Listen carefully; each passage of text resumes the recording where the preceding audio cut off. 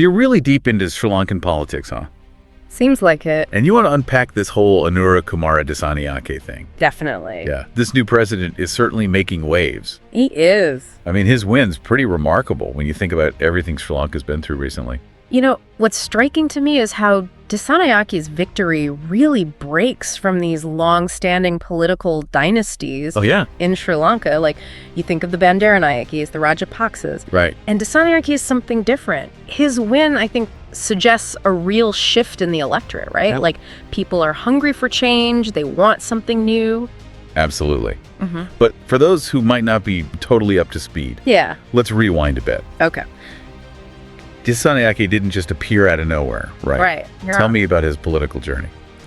His path is anything but conventional, I would say. He started with the Janatha Vimukti Peramuna, the JVP. Okay. And they have a history of armed struggle and Marxist ideology. So that makes his transition to mainstream politics even more interesting, wouldn't you say? It really does. I mean, it kind of begs the question, right? Yeah. How does someone who starts as like a revolutionary become the president of a country trying to navigate this complex global landscape? I think it speaks to his ability to evolve, to adapt his message, to appeal to a wider audience. So he forms this National People's Power Alliance, the MPP, which broadens his base and positions him as this viable alternative to the kind of traditional political elite. Right, and we can't forget, Sri Lanka was in the middle of this huge economic crisis, right? Oh, absolutely. I mean, people were looking for someone to blame, someone to offer solutions. Was that a key factor in Disanayake's victory? Absolutely. The economic crisis really exposed the shortcomings of the previous government. Right. And it fueled so much dissatisfaction. People were struggling with rising costs, shortages.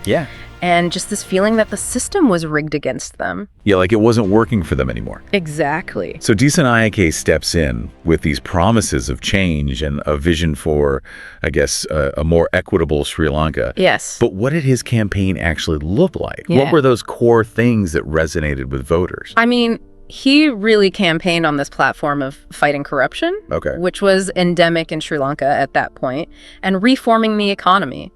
To benefit everyone, not just a select few. So he tapped into the public anger and offered this clear break from the past. But it worked. It did. I mean, the guy won with 42.3% of the vote on September 22, 2024. Drawing support from across different regions and ethnicities. Exactly. It's pretty impressive. But how is he actually different from the leaders that came before him? You know, I think his commitment to social justice and reducing income inequality really set him apart. Where previous leaders often prioritized the interests of the elite, Dissanayake has consistently advocated for policies that uplift the marginalized and reduce disparities. So it's not just about fixing the economy. It's about ensuring this like more equitable distribution of wealth. And opportunity. Exactly. Okay, but what are the specifics? What concrete policies is he actually putting forward to achieve these goals? Well, tackling corruption is at the very top of the agenda. He's proposed strengthening anti-corruption institutions, more transparency in government, and holding corrupt officials accountable. Right, that's bold. It is. Especially given how entrenched corruption can be. Totally. What about the economic reforms? Yeah. What's the plan to get Sri Lanka back on track? Well, one of the most controversial proposals involves renegotiating the terms of Sri Lanka's agreement with the IMF. That has been a big topic. It has. A lot of economists are concerned, actually, that this could undermine confidence in Sri Lanka's financial stability. So he's going for a recovery that prioritizes the Sri Lankan people, even if it ruffles some feathers internationally. Yes, I think that's a fair assessment. It's interesting. So he's willing to take risks. He is. To pursue his vision. Yeah. But what could go wrong? Well, I think there's definitely going to be pushback from institutions and political opponents who benefit from how things are now. Right, the status quo. Yeah, implementing these kind of sweeping changes is going to be really difficult. And then his left-leaning agenda could create tension with foreign investors who might be wary of his policies. Right, so opposition both domestically and internationally. Absolutely. And then on top of that, there's the global economic climate to think about, right? Totally. It's unpredictable. Very much so. Sounds like a tough situation. It is, but he's generated this sense of hope, this sense of possibility that Sri Lanka hasn't seen in a very long time. Right, so he's up against a lot. He is. But there's also this optimism. Yeah. Whether he can actually pull it off, I guess we'll see. Exactly. It remains to be seen. Okay, so we've laid out the background, the potential problems. Yep. Now let's dive a little deeper into the specifics of Dissanayak's policies. Okay. And what they could mean for Sri Lanka's future. Let's do it. All right. Save it good. So let's dig into some of those specific policies. Okay. You mentioned earlier that one of Dissanayak's more controversial plans involves renegotiating Sri Lanka's agreement with the IMF. Right. What exactly is he hoping to achieve with that? Well, it seems like he wants to secure more favorable terms for Sri Lanka. Yeah. Potentially reduce those austerity measures that have been imposed.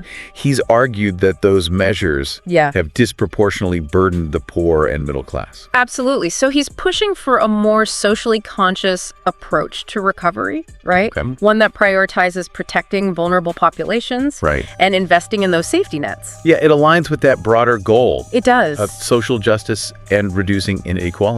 But this isn't just about the IMF, right? Right. He's also proposed these significant reforms to kind of revitalize key sectors of the Sri Lankan economy. Yeah. Where's he focusing? Well, he's looking at boosting domestic industries, reducing that reliance on imports, promoting sustainable development. Right. So, for example, he's talked about investing in renewable energy, which could reduce dependence on fossil fuels, right? Right. And create jobs in a growing sector. Okay, that's interesting. So he's trying to balance addressing those immediate economic needs with like laying the groundwork for long-term sustainability. Exactly. But can he actually do it? That's the question. I mean, can Sri Lanka afford to invest in these initiatives while dealing with this debt burden?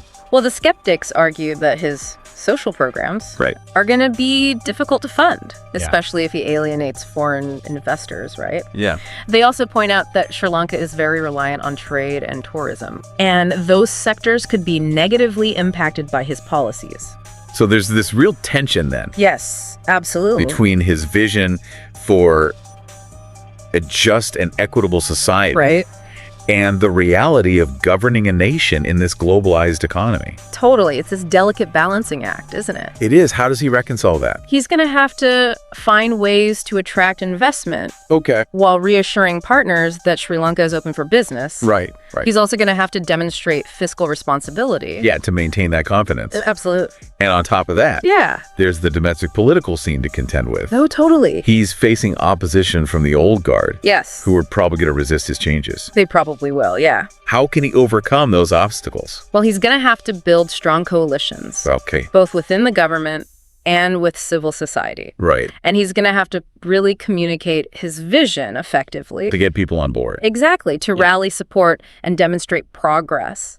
So we're talking about international relations, domestic politics, economic issues, and then there's the legacy of the Civil War, Oh, right. And the need for reconciliation. Absolutely. How is he approaching that? He's spoken about the importance of addressing past injustices and promoting a more inclusive society. But some critics argue that his focus on the economy overshadows the need for, transitional justice and addressing those human rights violations. So again, it's like this tightrope walk. It is. Between focusing on the future and reckoning with the past. Absolutely. And I think that's one of the key challenges for him. Yeah. How to reconcile these competing demands and create a future for Sri Lanka that's both prosperous and just. Well, we know you're following this closely. I am. What aspects of his presidency are you most curious about? That's a good question. Well, I think one of the most fascinating things is how he navigates the international arena. Right.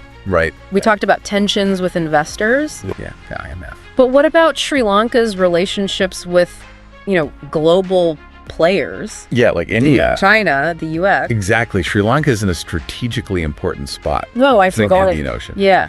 It's kind of caught in this geopolitical tug of war.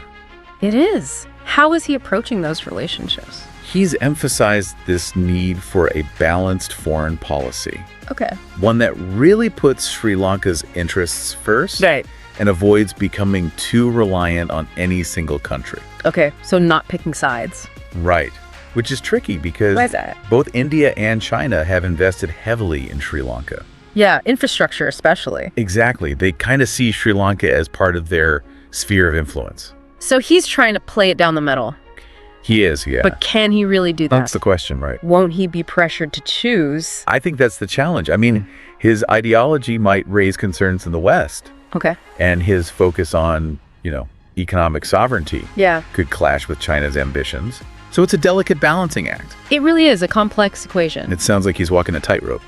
Yes! Any wrong move. There could be consequences. For the economy, for Sri Lanka's place in the world.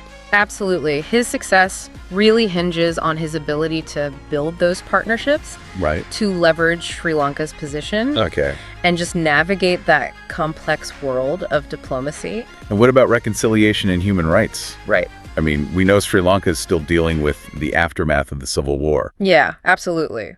He's acknowledged the need for truth and reconciliation. Okay. But he's also emphasized moving forward. Right. Focusing on economic development. Okay. Some human rights groups have criticized that, though. They have? Yeah, they argue he's not prioritizing accountability enough. For past atrocities. Yeah, and that true reconciliation needs that. So there's that tension again. There is. Between the future and the past. Yeah. How do you see it playing out? Well, it's tough, isn't it? It is. He's got to address those concerns. Yes. While also reassuring the majority. Right, that he's not undermining their interests. It's going to take a lot of skill. It will. Careful diplomacy, dialogue with everyone involved. It seems like his entire presidency is full of these challenges. It does, yeah. But there's also that sense of hope, right? Oh, absolutely. A break from how things were, a chance for something new. And that's what makes it so interesting to watch, right? It does. Will he actually bring about the change he's promised? Or will he be overwhelmed? Big questions. Only time will tell. It will.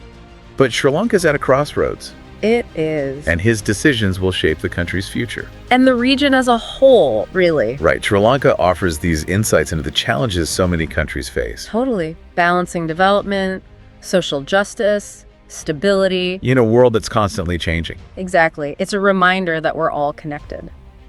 We are. What happens in one place affects us all. Well, we encourage you to keep learning about all of this. Keep exploring, keep asking questions. The more we understand. Yeah, the better equipped we are to face whatever comes next. And who knows, maybe Sri Lanka will become an example for other nations. Yeah, striving for that just an equitable future. It's a bold vision. It is, but worth aiming for. So as we wrap up this deep dive, we'll leave you with that thought. What will Sri Lanka's role be? What can we learn? The answers are out there. So keep thinking about it. Then stay tuned for our next deep dive. Into another fascinating corner of the world. Until then, happy exploring.